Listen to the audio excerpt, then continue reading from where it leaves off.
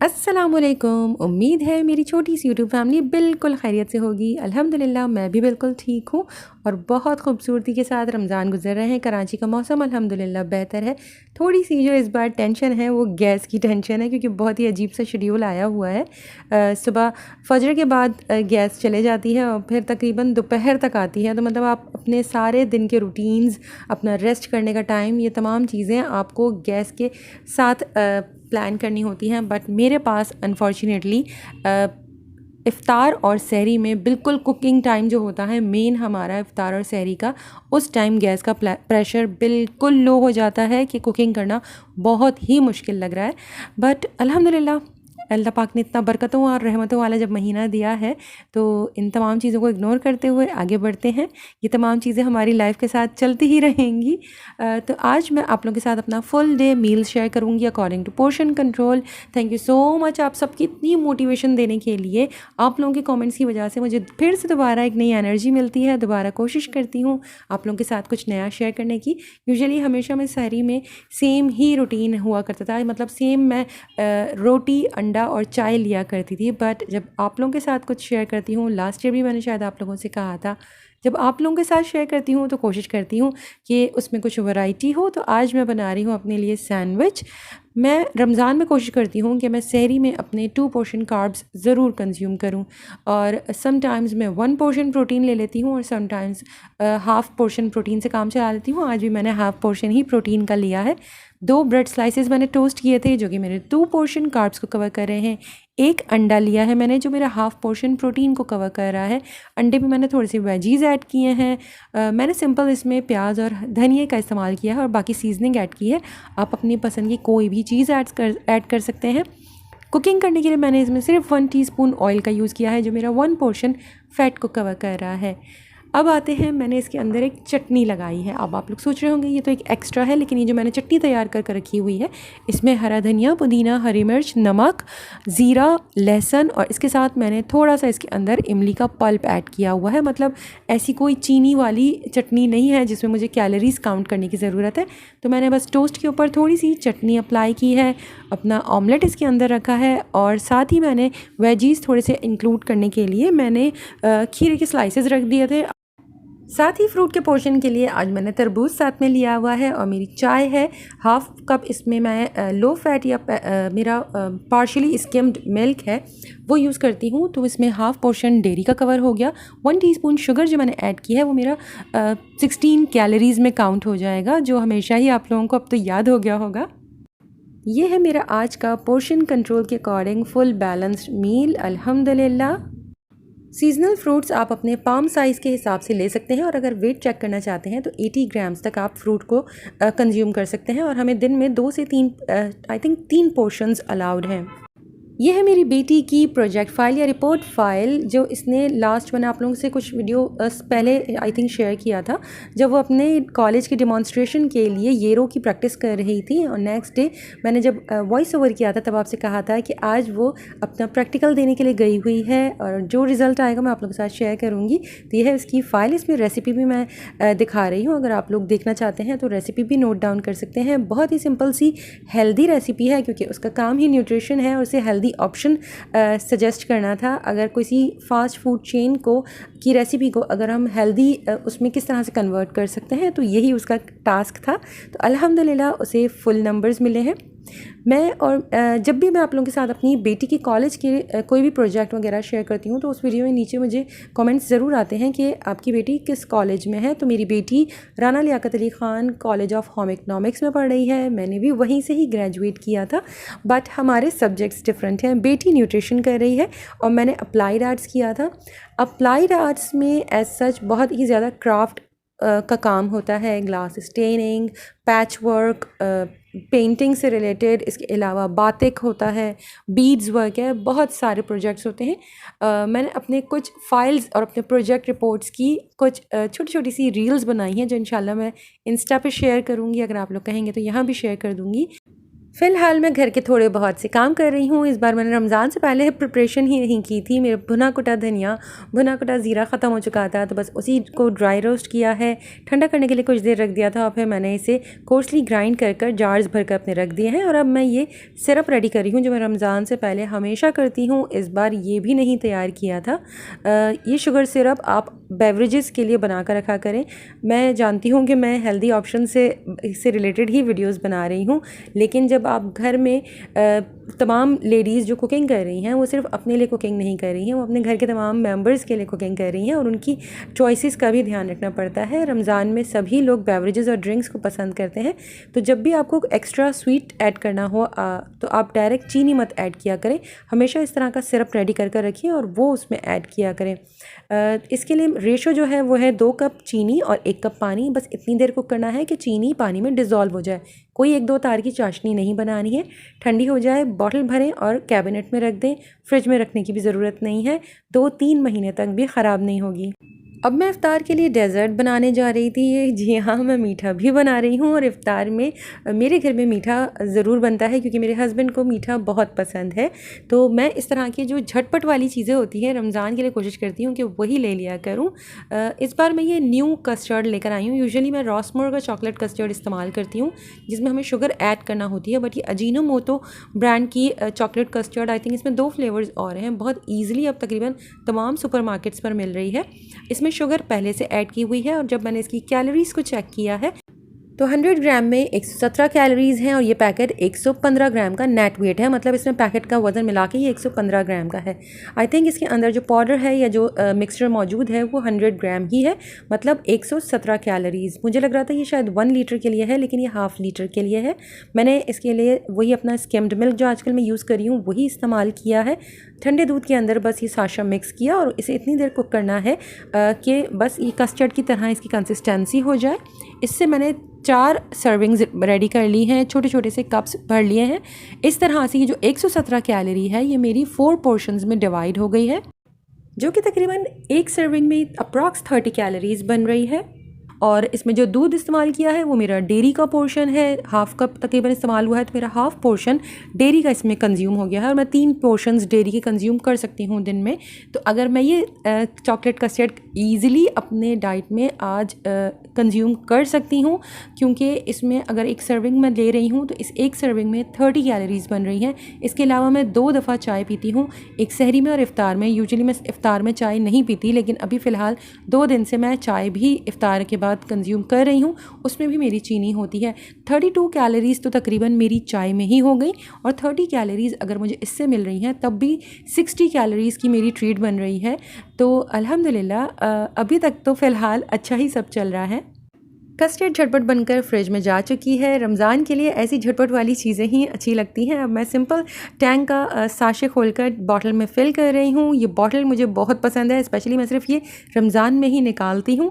और जो 1 लीटर के साशे पैकेट्स होते हैं टैंक के, उसके साथ ये बहुत कन्वीनियंट हो जाता है। बस आपने पैकेट खोला, बॉटल में डाला और इसे शेक कर कर फ्रिज में ठंडा करने के लिए रख दिया।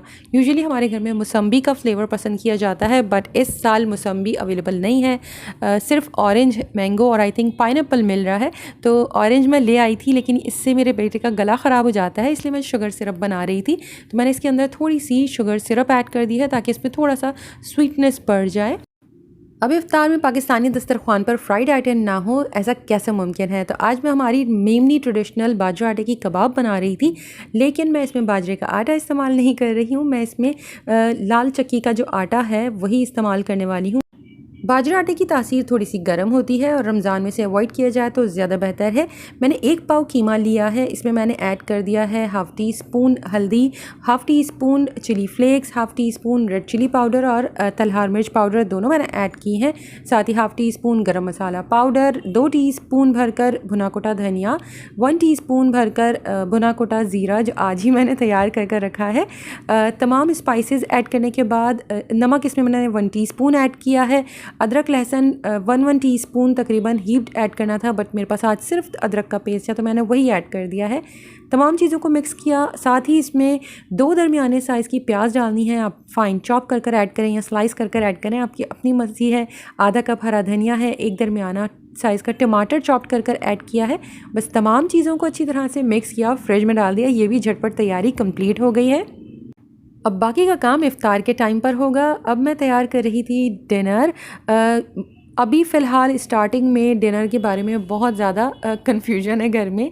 दिन में सबको लग रहा होता है कि हाँ डिनर कंज्यूम करेंगे, लेकिन इफ़्तार के बाद तकरीबन सभी मना कर देते हैं कि आज डिनर का मूड नहीं है। 2 दिन से मुस्तकिल यही हो रहा है, लेकिन फिर भी मैंने आज तैयारी की हुई है। मैंने आधा किलो चिकन लिया है। इसके लिए मैंने रायता एक प्रिपेयर कर लिया था, जिसमें 1 पाव दही, 1 गड्डी हरा धनिया, थोड़े से पुदीने के पत्ते आज मैंने ऐड किए। यूजुअली मैं ऐड नहीं करती हूँ। 1 टीस्पून नमक, 1 टीस्पून ज़ीरा, 4 से 5 चवे लहसुन के और 1 इंच का टुकड़ा अदरक का है। तमाम चीज़ों को अच्छी तरह से ब्लेंड किया। चिकन में ऐड किया, साथ ही 1 टीस्पून नमक। इसमें मैं हल्दी थोड़ी सी ज़्यादा डालती हूँ, इससे ग्रीन कलर बहुत इन्हेंस हो जाता है, तो हाफ़ टीस्पून से थोड़ा ज़्यादा ही मैंने इसमें हल्दी का ऐड किया है। अगर ज़ीरा पेस्ट में या रायते में ऐड नहीं किया तो इस स्टेज पर भुना कुटा ज़ीरा ऐड किया जा सकता है। भुना कुटा धनिया मैंने ऐड किया है। थोड़ी सी कसूरी मेथी तकरीबन 1 टीस्पून क्रश कर कर वो भी ऐड की है। 1 टीस्पून मैंने इसमें चाट मसाला ऐड किया है और हाफ़ टीस्पून गरम मसाला ऐड किया है। तमाम चीज़ें इसके साथ अच्छी तरह से मिक्स कर दी। इसके बाद मैंने इसमें आज 2.5 टेबल स्पून तली हुई प्याज भी ऐड की है, जो मैं यूजुअली ऐड नहीं करती हूँ, बट आज मैंने ऐड करी ताकि थोड़ा सा शायद ग्रेवी इससे बढ़ जाए। मुझे इसका आइडिया नहीं था इससे पहले कि इसमें किस तरह की लगेगी, बट मैंने आज फ़र्स्ट टाइम इसमें इस तरह से तली हुई प्याज भी ऐड की है। अब आते हैं, इफ्तार का टाइम हो चुका है। सुबह तमाम तैयारी कंप्लीट कर ली है। मैरिनेट कर चिकन भी फ्रिज में डाल दी थी कि रात में स्लो फ्लेम पर कुक कर लूँगी, जो मैं हमेशा ही इसी तरह की कुकिंग को प्रेफर करती हूँ। तो अब मुझे ये बोल थोड़ा सा छोटा लग रहा था, मुझे इसमें आटा ऐड करना है, तो मैंने बड़े बोल के अंदर कीमा जो मैंने मैरिनेट कर रखा हुआ था वो ऐड कर दिया।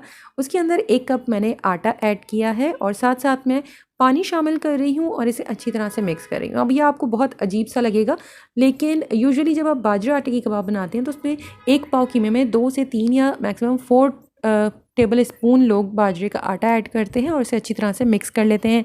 कीमे में इतना मॉइस्चर होता है कि वो बाइंड हो जाता है, बट यहाँ मैंने बहुत ज़्यादा क्वांटिटी में आटा ऐड किया है और साथ में मुझे पानी ऐड करना पड़ रहा है ताकि उसकी अच्छी सी बाइंडिंग हो जाए। आटे के साथ ये बहुत स्टिकी सा एक टेक्सचर बन जाता है इसका। जब आप डो को पिक करेंगे तो वो बहुत आपको फ़ील होगा कि ये स्टिकी डो है, ये कबाब मतलब कीमा नहीं है। रीज़न क्या है? क्योंकि 1 पाव कीमे के साथ इतनी ज़्यादा कबाब तैयार नहीं हो सकती हैं, इसलिए मैं इसमें आटा इसी तरह से ज़्यादा ऐड कर देती हूँ ताकि इससे अच्छी खासी क्वांटिटी में कबाब तैयार हो जाते हैं और प्लेट भर कर आप अपने दस्तरख्वान पर इसे सर्व कर सकते हैं। आटा जब अच्छी तरह से मिक्स हो गया था तो बस इसमें छोटे छोटे से आपको डॉलप्स उठाने हैं। इसे बिल्कुल स्मूथ बॉल की शेप में नहीं रोल करना है। बस जिस तरह हम पकौड़ों के लिए बैटर को पिक करते हैं और कढ़ाई में डालते जाते हैं, बिल्कुल इसी तरह से थोड़ा थोड़ा सा बैटर उठाना है। हल्का सा हाथ से इसे बॉल करना है, लेकिन बिल्कुल स्मूथ नहीं होनी चाहिए इसकी बाहर की लेयर, और इसे आप कढ़ाई में डालते जाएँ। फ्लेम ज़्यादा तेज़ ना हो, मीडियम लो फ्लेम के ऊपर इसे कुक करना है, क्योंकि कीमा इसमें कच्चा है, उसे पकने के लिए थोड़ा सा टाइम देना होगा। स्टार्टिंग में स्पून बिल्कुल भी टच नहीं करना है। जब आपको लगे कि अब इसकी आउटर लेयर कुक हो गई है, उसका कलर चेंज हो गया है और अब वो ख़राब नहीं होंगे, बिखरेंगे नहीं, तब आप इसके अंदर स्पून चला सकते हैं। इसकी साइड्स को चेंज करें और इसे कंप्लीट डन होने तक, आप इसका कलर वीडियो में देख लेंगे, इसे इतना डन होने तक कुक कर लें। इसके बाद मैंने इसके 2 बैच और बनाने थे। जी हाँ, ये 1 पाव में ये कढ़ाई में जो मैंने जितनी भी कबाबें अभी आपके सामने डाली हैं, इस तरह के 3 बैचेस मेरे टोटल इस 1 पाव के मिक्सचर के साथ डन हो गए थे अल्हम्दुलिल्लाह। लेकिन प्रॉब्लम ये हुई थी कि 2 बैचेस तो मेरे बहुत अच्छी तरह से कुक हो गए थे, बट 3rd बैच जब मैं कुक करने के लिए मैंने तेल के अंदर कबाब ऐड की थी तो गैस बिल्कुल ख़त्म हो चुकी थी। मुझे फिर अपना हॉट प्लेट ऑन करना पड़ा और उसमें इतनी ज़्यादा पावर नहीं है कि वो प्रॉपर कुकिंग कर सके, और वो इतना ज़्यादा स्लो फ्लेम के ऊपर कुकिंग हो रही थी कि मुझे लग रहा था कि ऑयल बहुत ज़्यादा सोक हो जाएगा इस कबाब के अंदर। बस इसी तरह से आजकल इफ़्तार की तैयारी हो रही है और इन कबाबों के साथ मेरी बहुत सी यादें हैं। मतलब मैंने इस कबाब में इतनी ज़्यादा मिस्टेक्स की हैं, स्पेशली जब मैं बाजरे आटे के साथ बनाया करती थी तब मैं बहुत बहुत बहुत ज़्यादा मिस्टेक किया करती थी, क्योंकि जब भी मैं ये मिक्सचर रेडी करती थी हमेशा तेल में जैसे ही कबाब डालती हूँ 2 से 3 मिनट के अंदर ही तमाम कबाब बिखर जाते थे और पूरा तेल कीमे के साथ फिलअप हो चुका होता था। मतलब उसे कीमे की तरह ही बाद में कंज्यूम करना पड़ता था। उसे पहले छन्नी के अंदर जब कुक हो जाए तो बहुत देर तक छन्नी में रखना पड़ता था ताकि सारा तेल ड्रेन आउट हो जाए और इसके बाद हम उसे कंज्यूम कर पाते थे। फिर मैंने आहिस्ता आहिस्ता इस कबाब को बनाना ही छोड़ दिया था और रमज़ान में मेरे बेटे को बहुत ज़्यादा पसंद है ये कबाब, तो मैं अम्मी के यहाँ से मिक्सचर बनवा कर ले आया करती थी। वो बाकायदा आटा वगैरह डालकर पूरा मिक्सचर रेडी कर देती थी और फिर मैं उसे घर पर हस्बैंड ऑफिस से आते आते पिक कर लेते थे और फिर मैं घर पर उन्हें फ्राई कर दिया करती थी। तो जब भी मैं ये कबाब बनाती हूँ तो मुझे हमेशा पुरानी बातें याद कर कर हंसी आती है। अब ये मेरा इफ़्तार का प्लेटर मैं आप लोगों के साथ शेयर कर रही हूँ। तो मैंने सबसे पहले तो फ्रूट में वही वाटरमेलन लिया है, 80 ग्राम्स ले लीजिए या हाफ़ कप के बराबर, या फिर अपनी हथेली के साइज़ के बराबर आप सीजनल फ्रूट ले लीजिए। साथ ही मैंने दही फुल्की ली है, इसके अंदर भी चीनी मौजूद है। मैंने 4 कबाबें ली हैं, बिल्कुल भी एयर फ्राइड नहीं है, बेक्ड नहीं है, पैन फ्राइड नहीं है, ये बिल्कुल डीप फ्राइड हैं जो मैंने अभी आप लोगों के साथ सामने ही कुक की हैं। एक खजूर ली है जो बोनस फ्रूट है मेरा। फ्रूट के अलावा रमज़ान में एक खजूर तो बनती है। और मैंने डेज़र्ट का अपना बोल लिया है। शरबत मैंने नहीं लिया है, मैंने पानी ही कंज्यूम किया था। ये तमाम चीज़ें वो हैं जो मैंने आप लोगों को इफ़्तार स्टार्ट होने से पहले दिखाई हैं और रिकॉर्ड कर कर रखी हुई हैं कि मैं ये आज खाने वाली हूँ। लेकिन मैंने इसमें से सबसे पहले रोज़ा खुलने के बाद खजूर खाई है, इसके बाद मैंने पानी पिया था, इसके बाद मैंने तरबूज खाया था, फिर दही फुल्की खाई थी, लास्ट में मैंने कबाब कंज्यूम किए थे। मुझे बिल्कुल भी क्रेविंग नहीं हुई इसके बाद कस्टर्ड खाने की। मेरे कस्टर्ड की बोल अब तक फ्रिज में पड़ा हुआ है, आज बच्चों को दे दूँगी क्योंकि मुझे बिल्कुल भी मीठा खाने की क्रेविंग नहीं हो रही है। तो बस ये था मेरा सिंपल सा इफ़्तार। बेहतर रहता है आप लोग भी अगर पोर्शन कंट्रोल को फॉलो कर रहे हैं तो तमाम चीज़ें जो आप लोग चाहते हैं कि ये हमारे नॉर्मल हेल्दी ऑप्शंस हैं उसे अपने प्लेट में पहले ही निकाल लें अंदाजे से, और सबसे पहले वो चीज़ें कंज्यूम करें जिसमें आपको कोई भी चीट या ट्रीट का डाउट ना हो। सबसे पहले फ्रूट कंज्यूम कर लें, अगर आप सैलड वगैरह कुछ लेते हैं तो वो कंज्यूम कर लें। इसके बाद आप फ्राइड आइटम ज़रूर कंज्यूम करें, ऐसा दिल को मारने की ज़रूरत नहीं है। 1 से 2 कबाब आप बिल्कुल खा सकते हैं।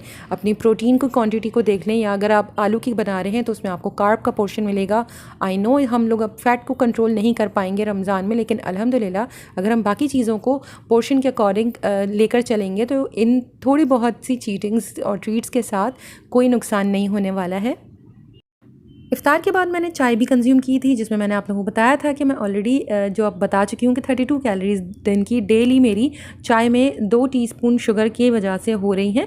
तो मैं चाय कंज्यूम कर चुकी हूँ, लेकिन कस्टर्ड मैंने कंज्यूम नहीं किया था। इसके अलावा मैंने इफ़्तार के बाद स्लो फ्लेम के ऊपर कुक करने के लिए हरे मसाले वाली चिकन रख दी थी।